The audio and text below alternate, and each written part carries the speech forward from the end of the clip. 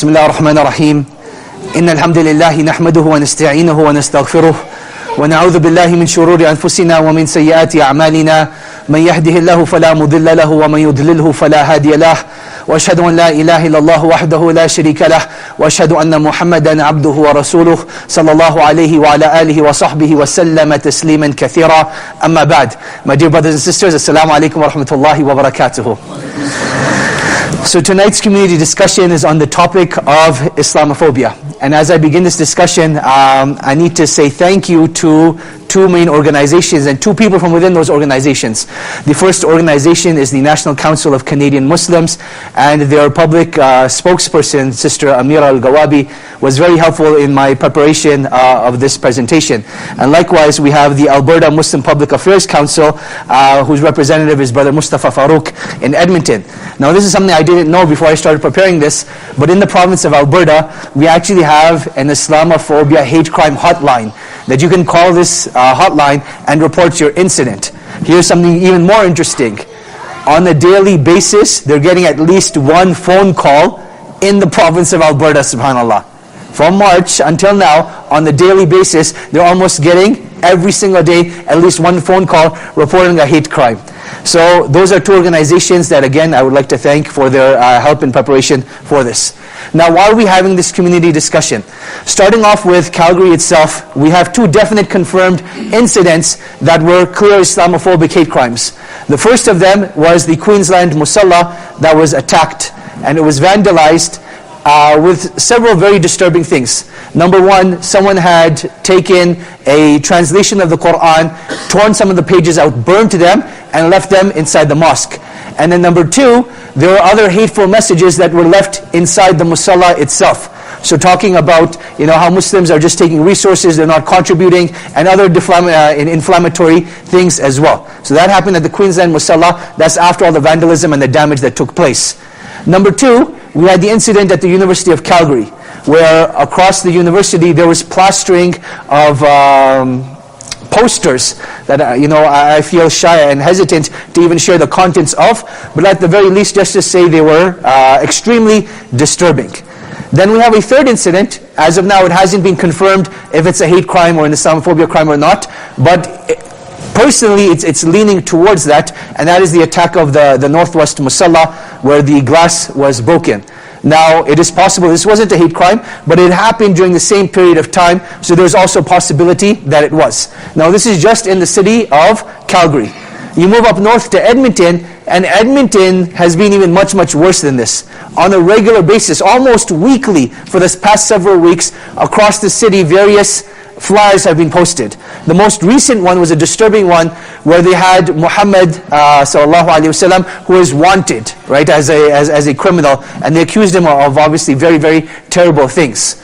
So this is in Edmonton itself. Now you go across Canada and things are even getting much, much worse. In fact, in 2016, it has been the worst year for Islamophobia attacks, and the year isn't even over yet. We'll be talking about some statistics later on.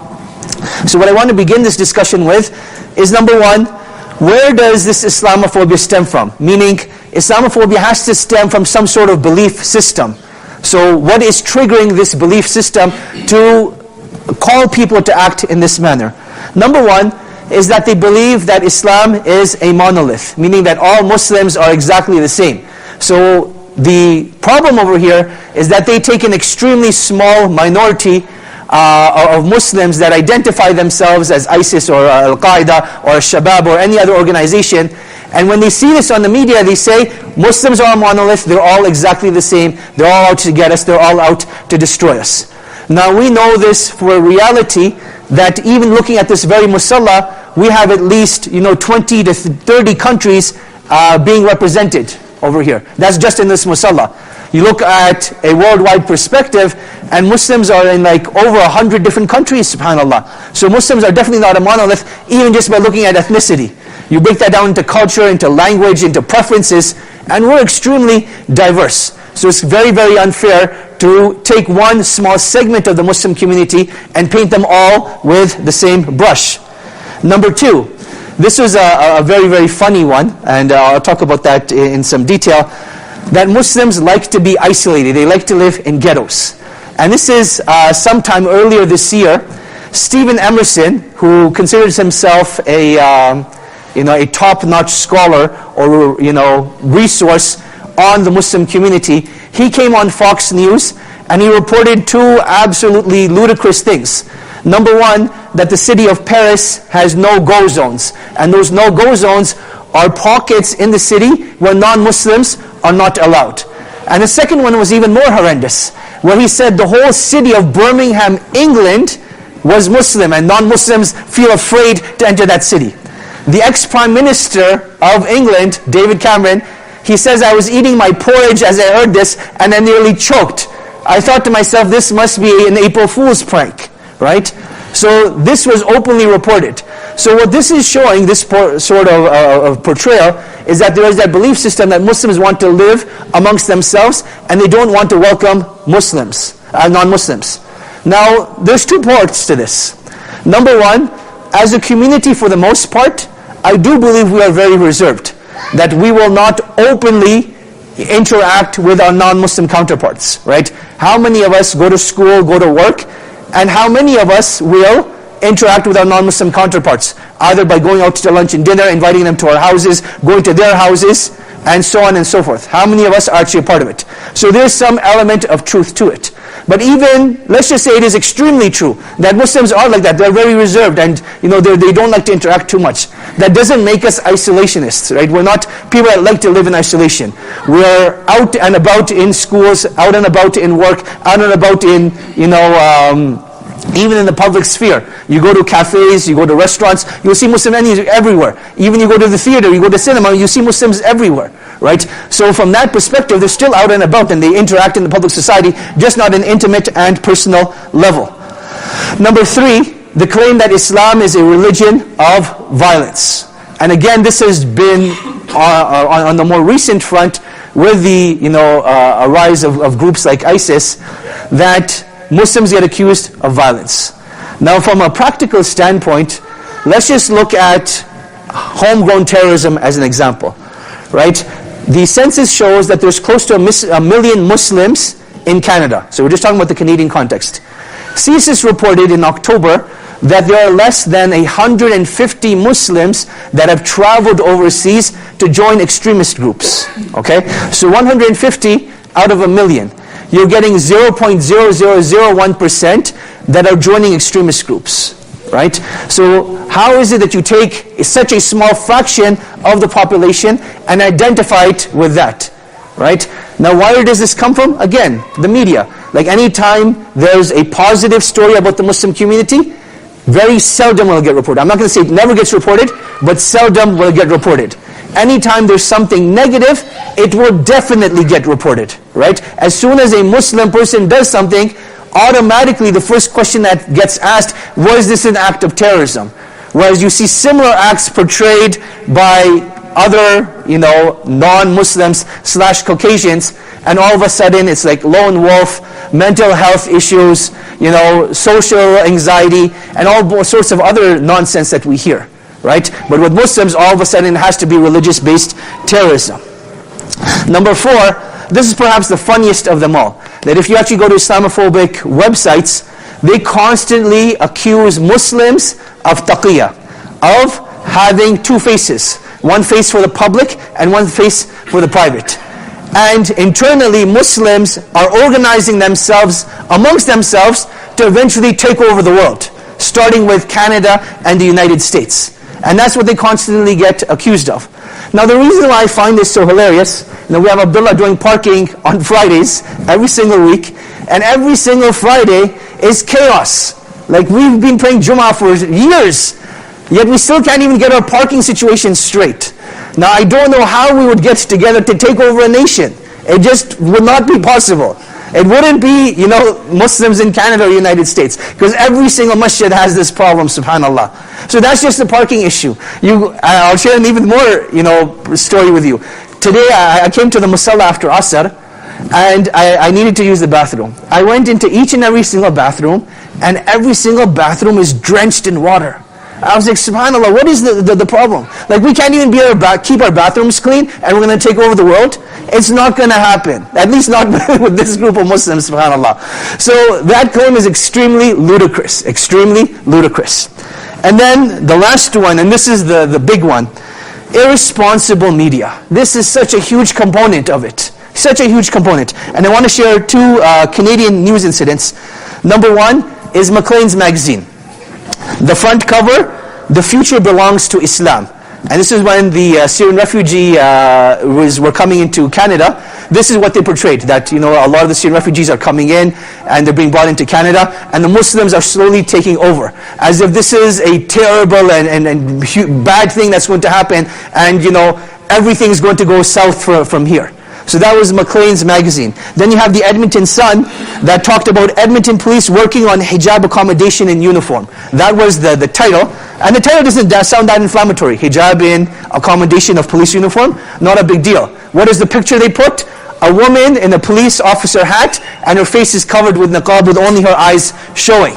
So again, scaring the population that, hey, as soon as you open up the door for hijab, all of your women across the spectrum are going to start wearing niqab, and they're going to be forced into it. And these are just two incidents, and you will find multiple other incidents where the media will report this sort of thing. Now let me share with you insight into this.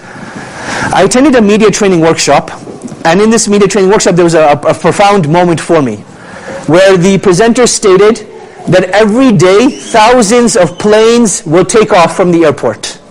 Yet the only ones that you will hear of are the ones that crash. Now why is that? Why is the media only reporting sensationalized journalism? It's because the media has now become a capitalistic profit-bearing entity. It needs to make profit in order to survive. And people do not care about the positive flights that took off. They're more concerned about the ones that crashed. And people buy sensationalized media and reports.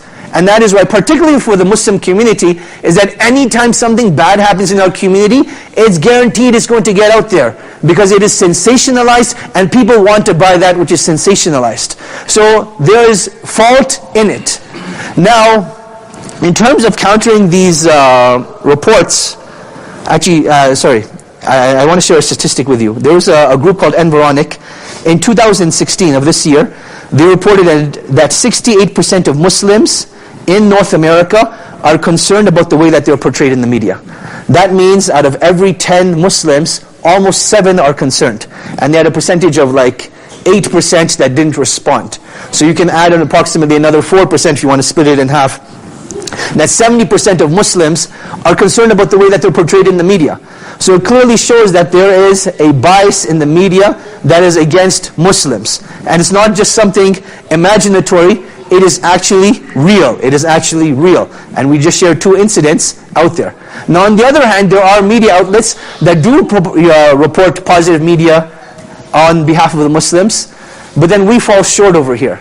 And where we fall short is that we do not take the opportunity to thank those media outlets for representing us in a positive light. And that we should encourage them to report more. So anytime we're involved in something positive, we share it with them. If they report it, alhamdulillah, we should thank them for it. And if they don't report it, then at the very least, say thank you for hearing us out, and perhaps in the future, we can work together. So that is irresponsible media. And the last thing I wanted to share with you in terms of Islamophobia is that there's a new thing that's coming out. Now, I'll share this at the end, but it's leaning towards, inshallah, that Islamophobia will officially become a hate crime. It hasn't become yet, but inshallah, sometime soon, it will officially become a hate crime.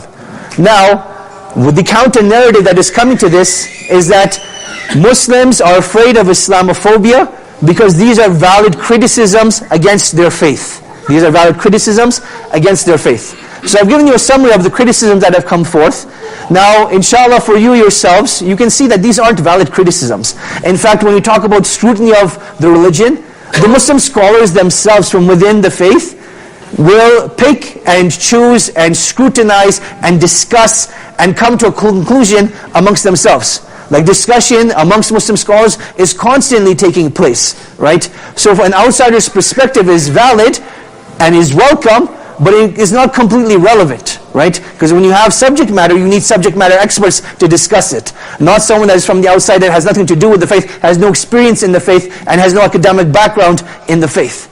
So this claim that Islam doesn't welcome Islamophobia because they don't want criticism is completely unfounded. We hate Islamophobia because of the evil that it brings and the discrimination that takes place against Muslims, right? We don't hate it because there's discussion about our faith, right? Of any faith that actively discusses their faith, Islam discusses their faith the most in this day and age, right? We're constantly having discussions within our faith. Where do we draw the letter between the letter of the law and the spirit of the law, right? That is like one of the main discussions that we're having in this day and age.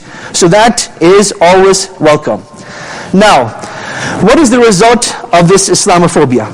The result of this Islamophobia and where this belief system that it's stemming from is that justification now becomes, this discrimination now becomes justified.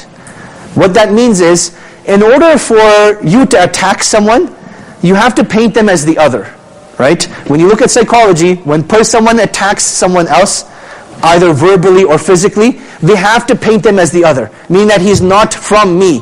And when you paint them as the other, then those attacks become justified.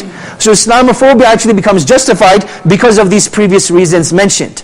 Now after something becomes justified, it further leads to normalization, where the normal language is very Islamophobic. And you see this throughout history, that before the Holocaust happened, there was a very huge rise in anti-Semitism, right? The Jewish community was heavily criticized, and they were called a whole bunch of terrible things, and then the Holocaust happened. So the fact that anti-Semitism became normalized before the Holocaust is a huge learning lesson. That if we allow Islamophobia to become normalized, and is slowly becoming that way, there could be potential ramifications like the Holocaust. And this is something to think about, that how stupid are we as a human race, that we're literally allowing history to repeat itself and we're not doing anything against it. So those are the two big ramifications. Now, I want to share some more stuff with you. This is from the Wikipedia page on Islamophobia in Canada. A variety of public opinion research companies, research institutes, think tanks, and social statistic data gatherers have at times given credence to the existence of Islamophobia, as well as countered attempts to downplay or underestimate it. According to a 2011 Gallup poll, 48% of Canadians believe that Western societies do not respect Muslim societies. In 2013, an Angus Reid poll revealed that 69% of Quebecois people held an unfavorable opinion of Muslims. In the rest of Canada, this view rose from 46% unfavorable in 2009 to 54% in 2013. So 46 to 54 in a span of 4 years, meaning it grew 8% until 2013. And then you bring it to 2016, it makes things even worse. In 2014, police forces across the country recorded 99 religiously motivated hate crimes against Muslims, up from 45 in 2012. So in 2012, there were 45 reported hate crimes against Muslims. In 2014, there are 99. Now this is the scary thing I wanted to bring your attention to. 2016, October. We're talking about 1 month, in the month of October 2016. The NCCM, National Canadian Council of Muslims, has over 50 reported incidents across Canada. Right? So 2014, you had 2012, you had 45 across Canada. In 2016, in the month of October alone, NCCM has over 50 of them. Right? Now here's where things get even more scarier. According to Statistics Canada, 2/3 of hate crimes do not get reported. So if that's 50 that have gone reported, that means there's another 100 that have not gone reported in the month of October alone. That's according to Statistics Canada, if you were to average it out. Now that's something to think about, subhanAllah. That hate crimes against Muslims and Islamophobia is definitely on the rise. Now, what is the bigger unknown problem and picture that we as the Muslim community are heedless of? And that is the industry of Islamophobia. there is a report that I believe is very, very valuable in reading. It's called Fear Inc. The Roots of Islamophobia, the Roots of the Islamophobia Network in America. I want you to think about, just take a wild guess, how much money was pumped into the Islamophobia industry from 2001 to 2009. Who wants to take a guess? From 2001 to 2009, how much money was pumped into this industry? Anyone want to take a guess? Go ahead. 5 million? 5 billion. Come on, man, it's not that bad. It's bad, but it's not that bad. Go ahead. What do you mean by money pumped in? Meaning that money was donated to certain organizations to promote an Islamophobic agenda. I say like 2 million. 2 million? Much, much higher. Go ahead. 10 million. Even higher than that. I'll take one more guess. Go. Infinity? 64 million. I don't know how you came up with that number, but you're the closest one so far. $42.6 million. $42.6 million.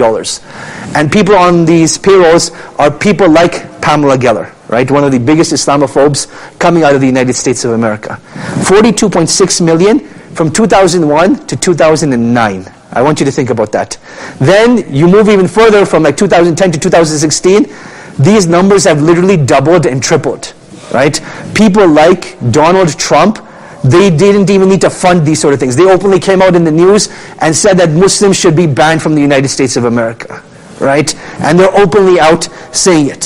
So there's a bigger unknown problem that we as a Muslim community are heedless of, and that is these Islamophobic think tanks are being heavily funded. Heavily funded. So now our response to this as a Muslim community is, where are our think tanks and what are we doing to support the Muslim cause in countering Islamophobia? How much money are we actually putting in? Like if there was a fundraiser for the NCCM, how much money would you actually donate? If there was a fundraiser for AMPAC, how much money would you actually donate? And the sad reality is, while these organizations are like literally doing whatever they can to defend our rights and civil liberties, these are some of the causes that collect the lowest amount of funds from fundraisers. That if we were to have a fundraiser for a masjid, alhamdulillah, we're able to get hundreds of thousands of dollars. But you do a fundraiser for these sorts of organizations, there are literally, 2 or 3 across the country that are doing things for us, and they can barely get, tens of thousands of dollars. Like I can't remember what it was in Calgary, but I think roughly about 20,000. That's how much they collected. We want to think about that. If we're so willing to donate to our masajid, what if a time comes where those masajid get destroyed due to Islamophobia because we didn't invest in those civil liberties and civil rights lobbyists prior to that? Right? That's a reality to think about. So next time you have money to donate, think about donating towards those causes that will protect the civil rights and liberties of the Muslim community. Now, before we open up the floor for public discussion, I want to conclude with 2 things. Positives, first of all. This was October 27th, which was yesterday, that there was a motion passed on an e-petition sponsored by Liberal MP Frank Baylis from Pierrefonds-Dollard in Quebec and signed by over 69,000 Canadians. It was first put forward earlier this month by NDP leader Thomas Mulcair and was subsequently defeated by some Conservative MPs. It was presented again this week, and this time it passed unopposed. So that's a very positive story, that most of you are aware that there was a petition being passed around. 69,000 people signed it, which I find very, very sad. That as a Muslim community, I said we're close to 1 million in Canada, yet only 69,000 of us signed it, right? And you'll see that, I don't think they'll show the names, but some of them allowed for their names to be showed, that you have a lot of non-Muslims signing it as well, and they're proud of signing this, right? So we have, as a Muslim community, a greater responsibility in going forth, but this is a positive story, that alhamdulillah, at least, Islamophobia is coming towards a point where it can be reported as a hate crime. That is a huge positive story that just happened yesterday. Now in terms of action points, we have a huge responsibility in education. And this education is at a personal level and at a communal level. On a personal level, we have an obligation to openly profess and represent our Islam. I want to share something scary with you, that I believe this was after either the Belgium attacks or the Paris attacks, one of the two. There was a 7-year-old girl, her mother went onto Twitter, that her 7-year-old daughter came to her and asked her mommy tomorrow should I go and tell my classmates that I'm not Muslim? Because she was fearing the backlash. A 7-year-old was starting to think like this, right? Now, such backlash is very vivid and valid in the United States in terms of what's happening. But this was such a huge awakening for me that the natural reaction when things are going south for the Muslims is for Muslims to distance themselves from Islam. So 9/11 happens, and a wide variety of responses come about. Sisters start taking off their hijabs, brothers are shaving off their beards, names are being changed left, right, and center, right? All of these sorts of things are happening. Now, while I understand safety is of the utmost importance, we're not looking at the bigger picture. That there's a sphere of sociology. And the more Islam is visible, the wider this sphere of acceptance is. But the more we hide our Islam, especially the visible aspects of it, the more this circle of sociological acceptance decreases. So meaning that if you have a society, and this is a hypothetical situation, where everyone is wearing niqab, in society it will become socially accepted, right? And it'll just be like a common everyday thing. And that's where hijab is right now. For the most part, when a sister wears hijab, it's commonly accepted, it's understood that is a religious symbol, that she is a Muslim, she's identified as Muslim. And no one will bother looking at her twice for wearing a hijab, right? That is the sphere, the circle of social tolerance. Now imagine if all of the sisters took off their hijab and 1 or 2 sisters kept on wearing their hijab. What would that sphere look like? It decreases drastically, and at those 1 or 2 sisters that are wearing hijab, they're like, oh my God, who is this strange person that we don't know? Why are they dressed differently? So that's what we don't understand, that in the longer sphere of things, that if Muslims don't stay visibly identifiable, that sphere of acceptance actually decreases.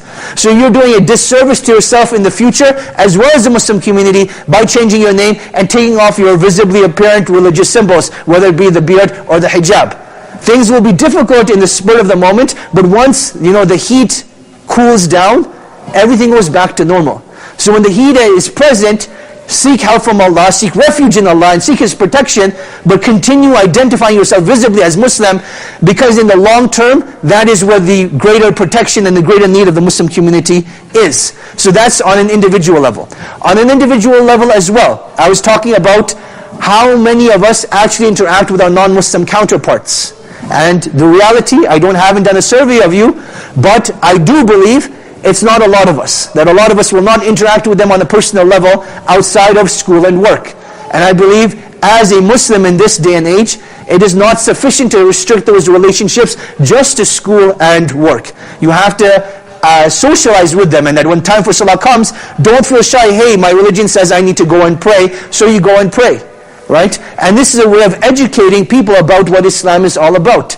That people are very respectful, people are very accepting. We have to give them a chance to show their respect and show their acceptance by presenting who we are. Right? I go to a local gym in the Northwest called Vivo. And especially in the winter time, I try to go there early in the morning. That's the first thing in the morning. And now that as Fajr is getting later and later, like sometimes I'll be in the gym even before Fajr starts. So Fajr time starts, and it's like, man, I need to pray Fajr. So when it's extremely quiet, there's actually a wall climbing area that has the softest ground you'll ever pray on. It's so soft that your feet sink into it. So if you know wall climbing, if you fall off, literally you're falling on cushion. That's what it's like. And praying salah there is absolutely amazing.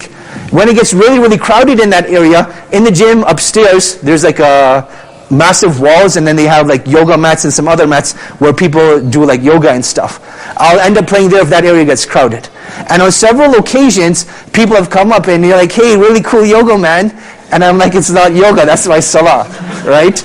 That happened twice, just to give you a great picture. But constantly, people are staring as they're walking by, what's this guy doing? And it creates great conversation, right?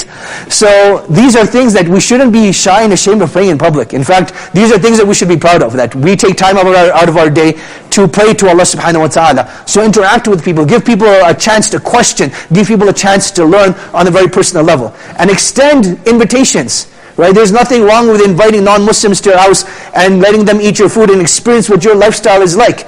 Let them see that you're not very different from them, except in concepts of morality, acceptance in spirituality, and that's a good chance to create conversation. You know, today I was at a nikah where a Latino brother was getting married to a Pakistani sister. And a lot of non-Muslims were present over there, and there were a lot of questions that were asked. You know, why are men and women segregated in the mosque? You know, what is the significance of the nikah and things like that. So again, when you invite them to these functions, they want to come, they want to experience it, and it's a great opportunity to educate. So on a personal level, we need to step up our game. Number 2 is in terms of lobbying.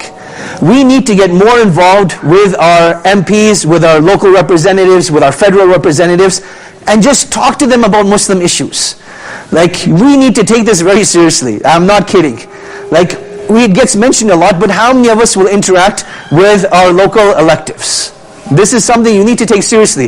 If you have a concern on your mind, reach out to your local MP, reach out to your local representative, and talk about the issues on your mind. They are there to represent you. They are there to represent you. I can't emphasize that enough. And if you don't speak up for your own rights and talk about the things that are bothering you, someone else will do it on your behalf, or it'll get completely ignored. So you as a citizen, you as a civilian, have that obligation to reach out to them.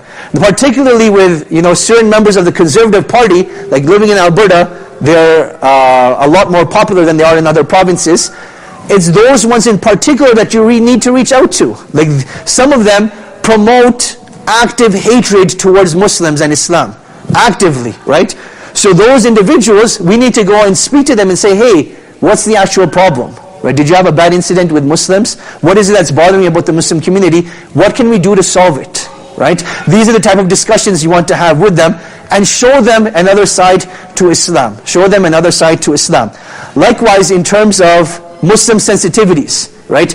There's a huge culture now in pretty much every industry that they are educating people about sensitivities, whether it be sexism, whether it be sensitivity towards the LGBT community, whether it be sensitivities about, you know, dietary restrictions, or even faith restrictions, right? One of the things that I'm really proud of the IISC for is that every 6 months we will invite the law enforcement, the fire brigade, the EMS, RCMP members. They will come to this very musalla and they will learn about Islam and the things that they have to be conscious of when they're interacting with the Muslim community members, right? So in your workplace, speak to your HR department and say, hey, you know, is it possible to conduct a Muslim sensitivity training, right? And this is something great that, you know, a lot of major companies are lobbying for. So this is something too that you can do on a personal level as well. Number 3, in terms of education. After these attacks, something that in Calgary, something positive that we saw, both the Northwest Musalla and the Queensland Musalla, they're hosting open houses for their masajid. They come and have dialogue with the Muslim community, raise your concerns and talk about what's on your mind, and they're welcoming people in. Now, the unfortunate thing is we have to wait till we get attacked to host these sort of things. These sort of things we should be having on a regular basis and inviting the non-Muslim community to learn about Islam, right? And one of the things that will get them through the door guaranteed, having free ethnic food. They love free ethnic food. Grab some shawarmas, grab some, you know, fatair, and you're good to go. You don't even have to have a big budget. Have someone present, have some posters, have some, you know, billboards, and you're really good to go. Now, the last thing I want to conclude with is that we're coming up with this idea, Sister Saima Jamal is orchestrating it, of putting up posters across the city.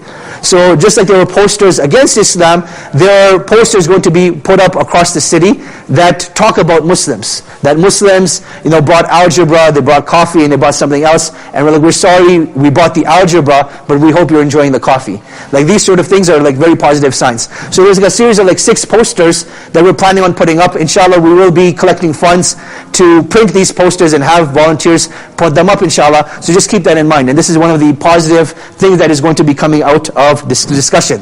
So now I've done my piece, inshallah. We have until 8:30 to hear what are your thoughts on this topic and what you think are some of the action points that we need to be taking. We have a mic that will be passed around, inshallah. So anyone that has comments or questions, inshallah, we will address them. Again, as a reminder, until 8:30, and 8:30 we have to conclude. So who wants to be the first person to comment or question? Uncle? Okay, can we get one of our young brothers to give the mic? There we go. I'm just behind you. Ali is very young, mashallah. Ali is very young.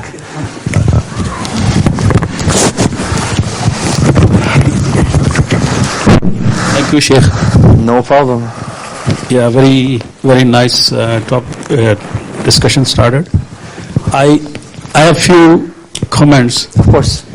From my own experiences and before that, two from the community, of our own community here in Calgary. Yes.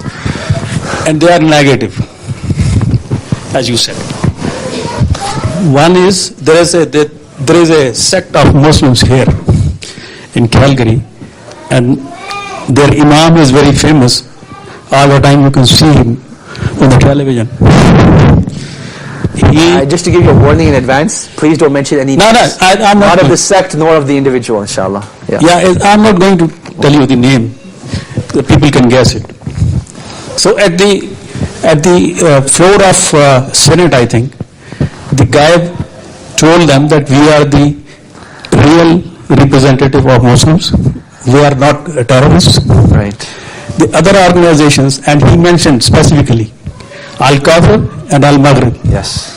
They are the terrorists. Right. And banned them here in Canada. Right. But government didn't have any clue to ban them, so the matter didn't advance. Right. So this is one example. Because it was the floor of the Senate, right. They could not be sued. So this was one incident. And the second is when a niqabi sister catch hold of the media, he came all the way and talked about the niqab and all that Islam during the election period. And you can see the results. The hamper is out. So you are right that if the media is being pumped by other sect of people, those are working against Islam, we should also catch hold of the media and do something. Right. So this is two examples which our own community has done something harmful and to have the positive effects. Excellent. And you said, it's rightly said that if we hang up, if we hang with the non-Muslims, then definitely they are going to change their views as well. Of course. I was at Queen's University, and then they were inviting me in every event, even when their parties, mostly they are drinking there. Only once in the initial I said to them that if you are inviting, I'm not going to drink. If it is acceptable, then I'm coming. Right. And after that, they never said a word during the party. They were inviting me, I was going there, I was drinking maybe a juice. If they were drinking beer, I was drinking apple juice. If they were drinking wine, then I was taking, something, a Cambridge juice or something. Right. So, nobody was asking me to drink. And they were very, very happy to have me there. Right. So similarly, people can find out the way how to hang with them and have a good time. Jazakallah khair. Sam, just before you begin, I just want to make a quick comment on what we're saying. And the two things that you mentioned, one of the biggest lessons that I'm learning is that we have to give people a chance. No, keep this with you. That we have to give people a chance. And in the first incident that you mentioned with the Senate, the government and law enforcement agencies are not stupid, right? As many mistakes as they'll make, they're not stupid. And they'll realize that a lot of times we will use sectarianism and we will use theological points to discredit our own community members. In the initial phases it might have an effect, but in the long term they realize that this is just internal propaganda. And this happened in both of the incidents. That one, nothing happened to the two institutes that were mentioned, and number two, Harper eventually got removed himself. But Jazakallah khair for sharing that. Sam, go ahead, and we'll come to you inshallah. Thank you, Sheikh. I feel sense of relief when you mentioned between 2000 and 2009 they spent $42 million only in Islamophobia. For some reason I was thinking like it's a lot more. But keep in mind that this is like where we could trace the money. That's and right. there are many incidents where we can't trace the money and you don't know what's happening exactly. Right. So I think because the reason I'm saying this because we've been hearing about it for a long time, especially those, even back before 2001. Right. We hear it on the media all the time, especially after midnight. You hear all this TV shows and stuff. So anyway, I think I would just want to make a point that I do believe the main contributor to the Islamophobia, in my opinion, is our actions in the field, our action in real life. I think as a society, as a community, as a Muslims, as individuals, as organization, as faith institutions, on all levels, we are not doing our job, period.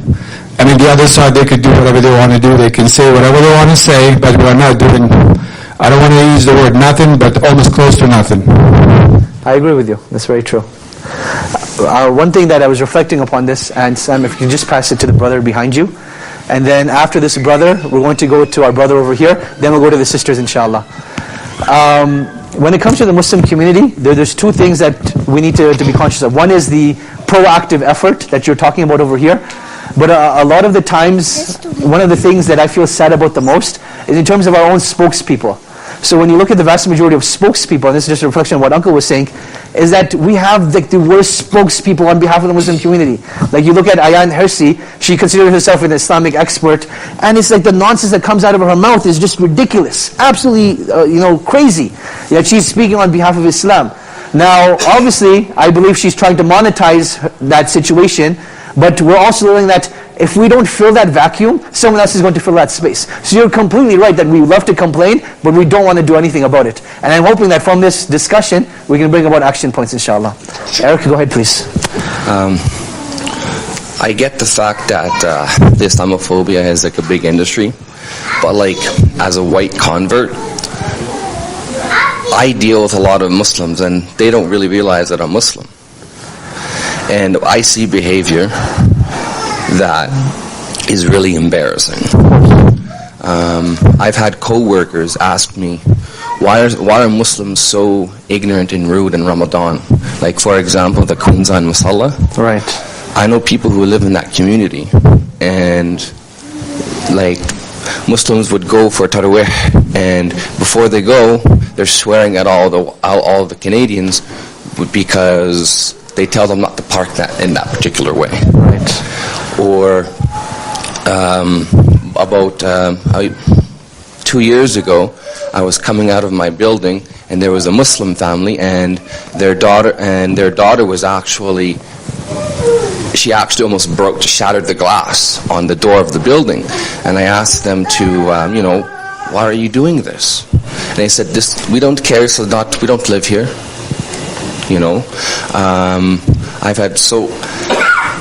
I know so many non-Muslims that have had so much negative experience with Muslims in Calgary. And like I can give you so many examples. And even my own self, where people, just because my name is Eric, they automatically think I'm just, whatever.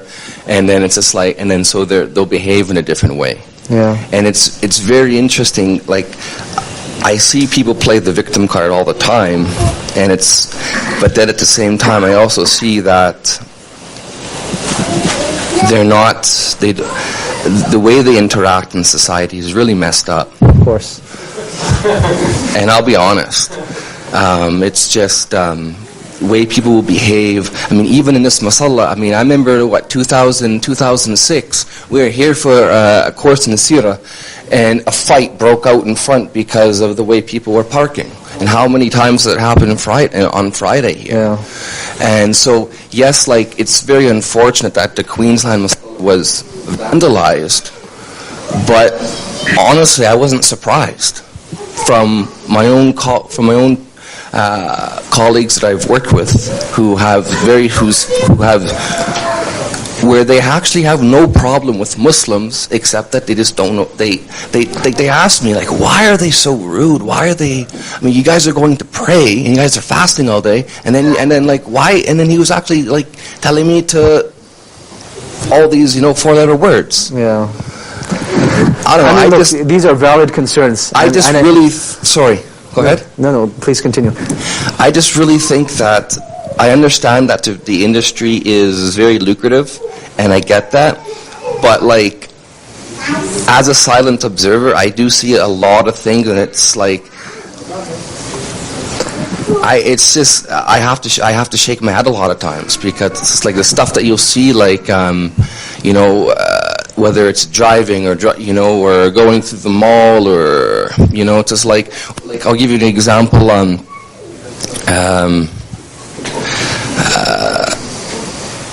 One of my relatives, Actually, I don't mean to cut you off, but you've given like a lot of examples, and like each example that you're giving is like a further dagger in the heart.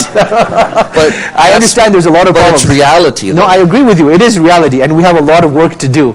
But like I said, our agenda right now are what of positive action points that we can take. Like, we're aware of the problems, and I feel really bad that as a convert, you've had like even the worst end of the stick, that you get slack from the non-Muslim community, and you get even slack from the Muslim community. But it's like, okay, what can we do now to change this? Well, I think realizing that stop always playing the victim card. And that's a very valid point. Just to talk about this, everyone's telling a story. And if everyone's playing the victim card, who's going to be the hero? Right? A time needs to come where the victim turns into the hero. That's what every great story has. And I think you're right that we have played the victim card long enough, and now it's time to become the hero of our story. We want to figure out how to do that, inshallah. But please continue. Well, I guess I can continue giving more of these kind of examples that I've seen. And let's talk about positive things. Okay. What's something positive do you think we can do as a community to change I'll that? give you an example. Just give me one solid example. At work, like you talking about salah. So all my co-workers, like I was given my own office just because I pray. Right. Whereas a lot of Muslims are afraid to go pray. Right. Okay. I was given my own office, and I have 2 hours for lunch on Friday, or whatever I need. Make it up.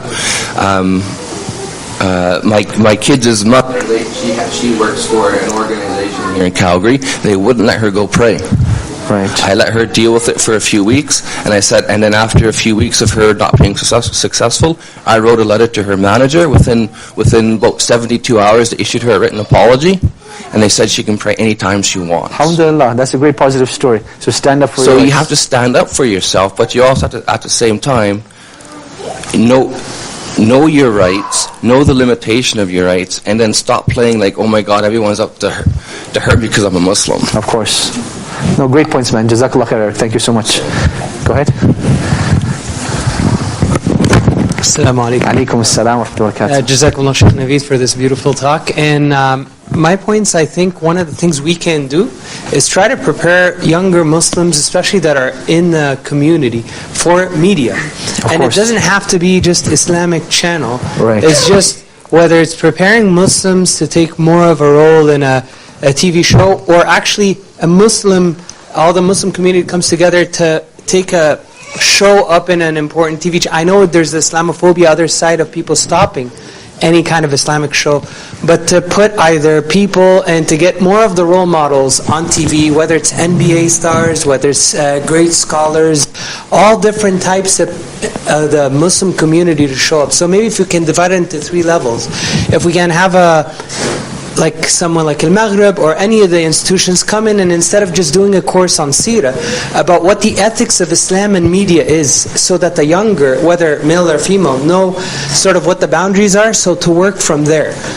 That is one of the things. And as a person going through university, I never saw any advice on media, so I actually thought it was just useless the whole time growing up. Right. Until I grew up and I knew I was getting brainwashed by the same media that we had no influence on. Right. But it's mainly a presence within the younger crowds that are looking for careers that might have the talent, of course, but don't have the base. The second part is, I guess, the TV shows.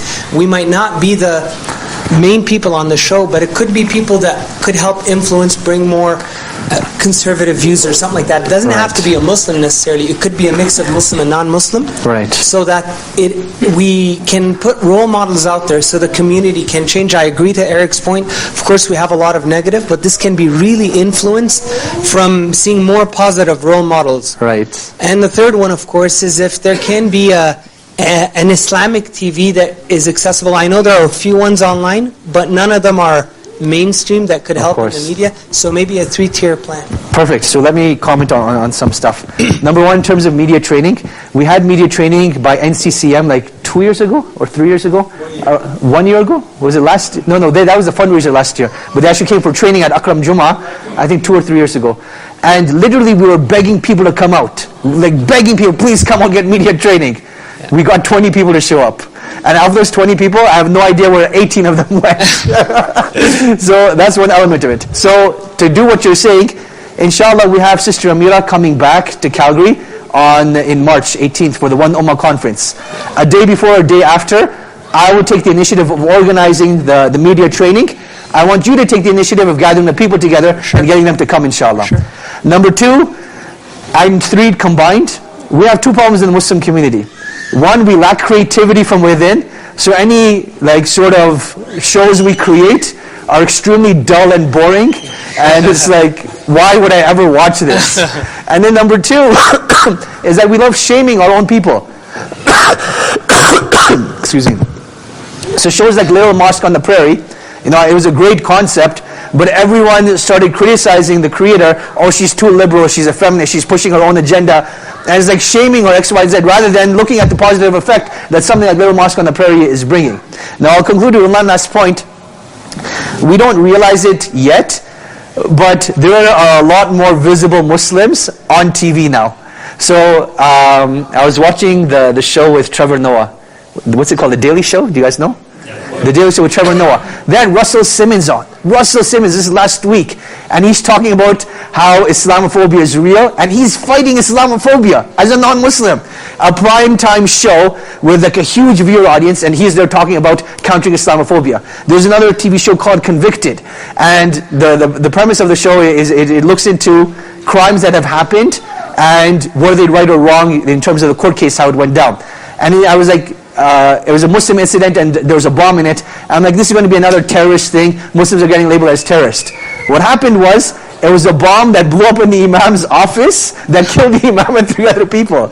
So originally it was portrayed as an Islamophobic crime, which brought about a huge amount of awareness. But the end of the show, it was the Imam's wife that actually killed him. But the point being, there's like very visible Muslims. Like this guy had a kufi on there saying Inshallah and Mashallah and Assalamu Alaikum. This is on NBC, man. And I was like really excited when I was seeing this. I was sad that the Imam's wife killed him at the end. But I was like, hey, at least there's awareness for Islamophobia. And in multiple other shows on ABC, you will see women wearing hijab. So it's slowly but surely trickling in. But I love the idea of Muslims creating their own media and creating their own stories. But I think we need to empower people to do that. Like when we look at the jobs that we want our future generations to have, we still limit it to accounting, engineering, doctors. Maybe, if you can't become a doctor, become a pharmacist or a dentist. Like no one wants to get into media. You're shunned if you do that. No one wants to get into creativity because you're shunned for doing that.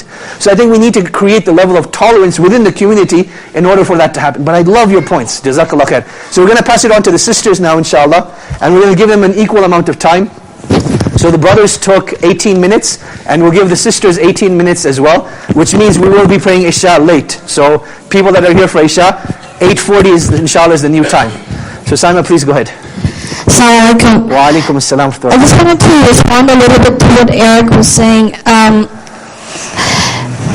know that we have a lot of faults, and as Muslims, I know that we hold ourselves to a higher standard, maybe because not just the fact that as human beings we should be holding ourselves to a higher standard, but God wants us to be held at a higher standard. So there's that, it's almost like a double-edged sword. At one point we expect ourselves to be much better human beings, but on the other hand, I sit and wonder, why do I have to be a much better human being? Why not a Hindu or a Sikh or a Christian or an agnostic, any one of those person could have behaved like that, but why as a Muslim am I always held at a higher standard? So that sort of questions comes in my mind.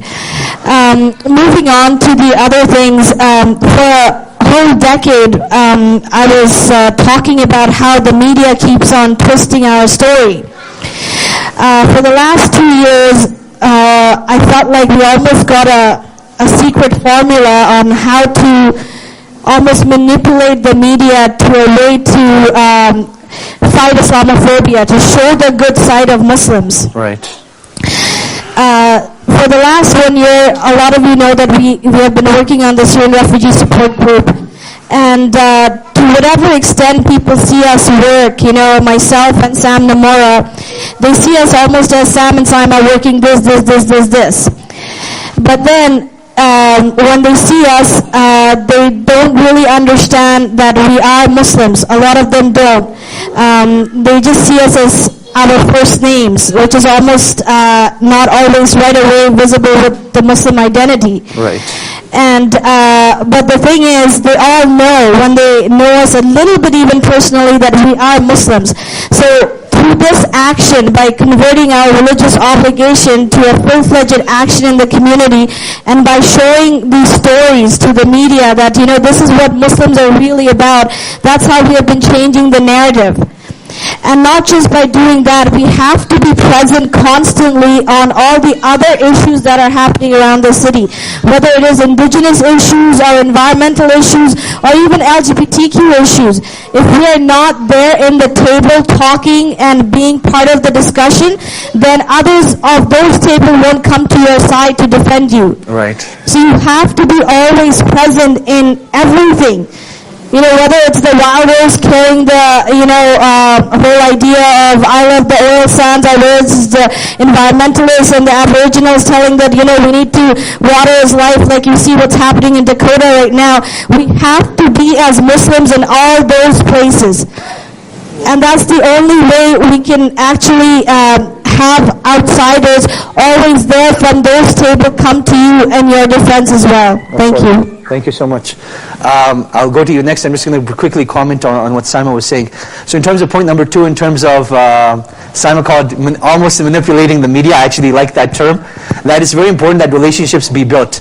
You know, one of the spokespersons of Muslims in Canada, Dr. Shahina Siddiqui, she shared a very similar sentiment. I was on a panel with her a couple of months back, and she said that anytime there's an issue on the Muslim community, the media naturally contacts her. And I was like, how did you get to that phase? And she was like, by making myself available, right? That anytime they called, I would respond to them. And now when I need a story out there, I call them up, and they're actually willing to report that story, because it comes with a give and take relationship. The third thing that Simon mentioned is in terms of standing up for all causes. For those of you that attended our discussion on should Muslims be interviewing with Playboy, this is something that we discussed that night. That as Muslims, we need to understand our boundaries of cooperation. And I was saying that as Muslims, we have to stand up for anti-discrimination against everyone, right? Regardless of orientation, ethnicity, religion, we have to take that stance. In order for our rights to be defended, we have to take that stance. But at the same time, we should not be compromising on our morality. We stand up for their rights as, you know, practicing Muslims that have our code of morality, and we stick to it. So these are very valid points, Simon. Jazakallah khair for sharing that. Sister Tokes, go ahead. Just a couple of comments, and then I do have a question at the end that I really want you to answer. Sure. The first is an announcement. The details hasn't come out yet, but on January 19th, inshallah, at the Knox United Church downtown, Tariq Ramadan is coming, and the Canadian Justice for Peace in the Middle East is actually sponsoring him on a cross-Canada tour to speak about Islamophobia. So I believe the topic is Islamophobia, race, and peace, and it's quite complicated. And we're hoping, inshallah, to be able to get about 1,000 people to fill the church.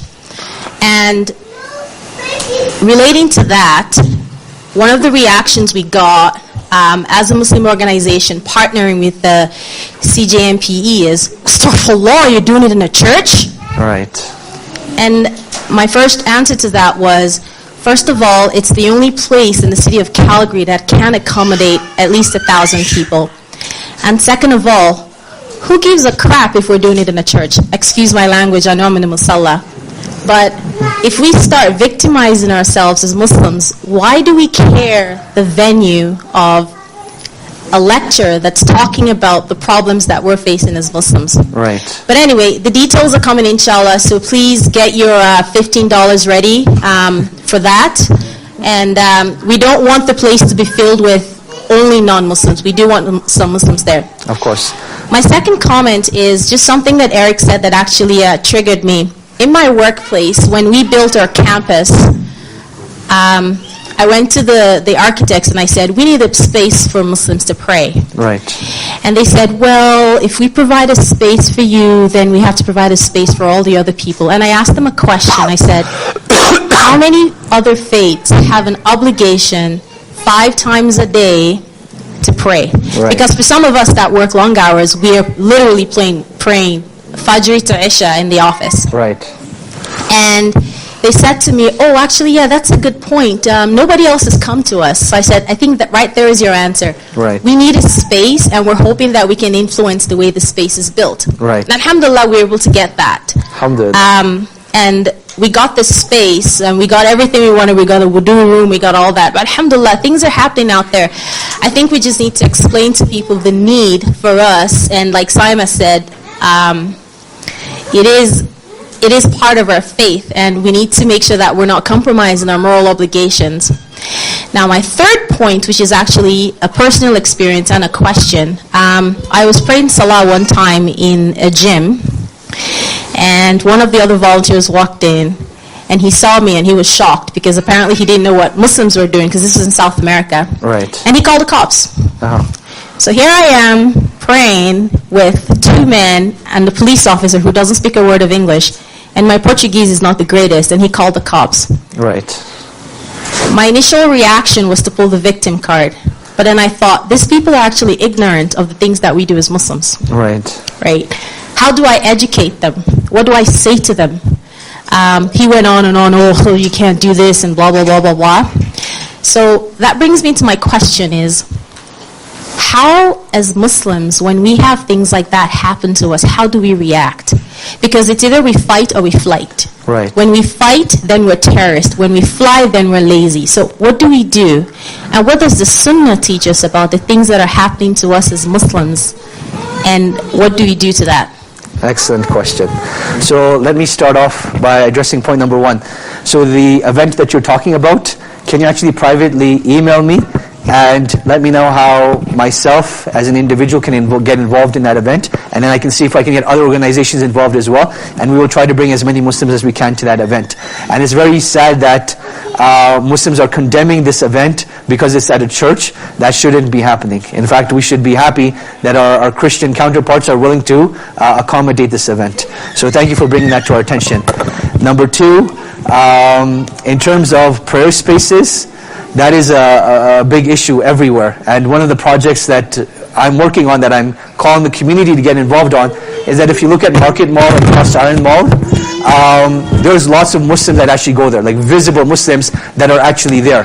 Yet in terms of official prayer spaces, there's none actually there. With Market Mall, we spoke to the administration there, and they're like, yeah, there's a space in front of the security guard's office that's empty, no one barely goes there, you guys can pray over there.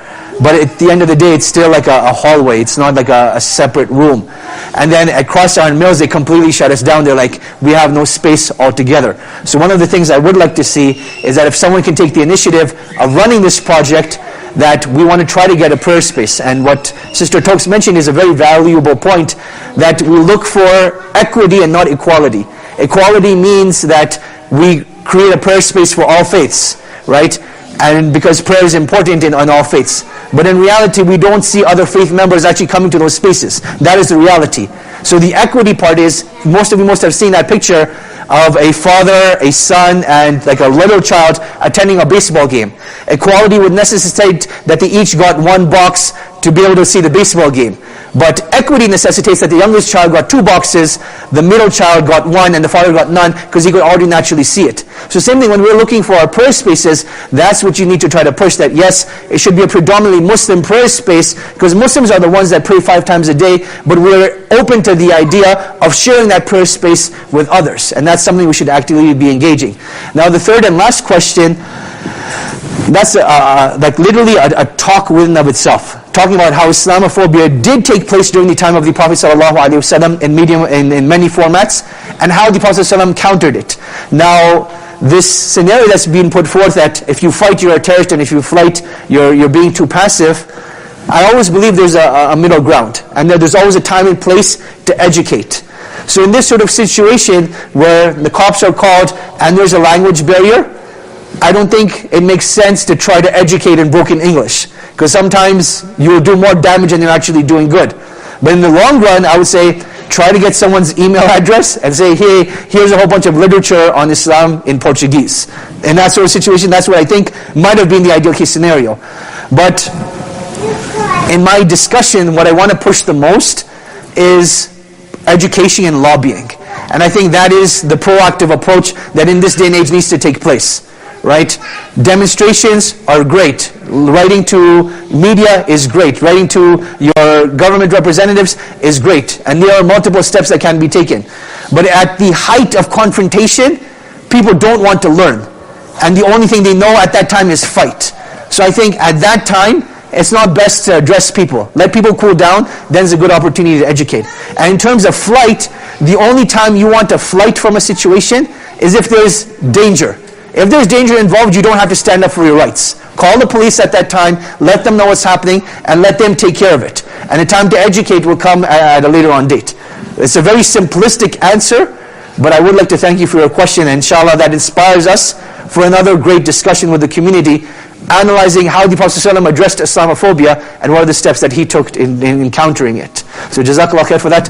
I want to thank all of you for attending tonight. It was a phenomenal discussion, definitely a lot learned. Just so that you know, I have a list of resources that I got from NCCM. I'm going to leave them over here. You guys can come and take a picture of it if you like.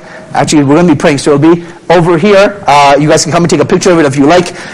For the sisters, just email me and I'll send you the resources by email. My email address is navaid@iisc.ca, navaid@iisc.ca. Same thing for the brothers, if you want them emailed to you, just email me and I'll send you these resources.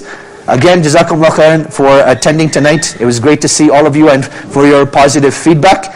And I'm always looking for more ideas for community discussion. So we've had two so far. One was, should Muslims be intervening with Playboy? This one was on Islamophobia. A third one that's going to be coming up is on how to interact with homosexuality within the context of Islam and dealing with homosexual community members. That's going to be coming up in a couple of weeks' time or a couple of months possibly. But in the meantime, any ideas that you have that you think will be good community discussion and you have something to say about, please email me inshallah. I'd love to incorporate those ideas. We will conclude with that. Subhanakallahumma bihamdik. Ashhadu an la ilaha illa ant. Astaghfiruka wa atubu ilayk.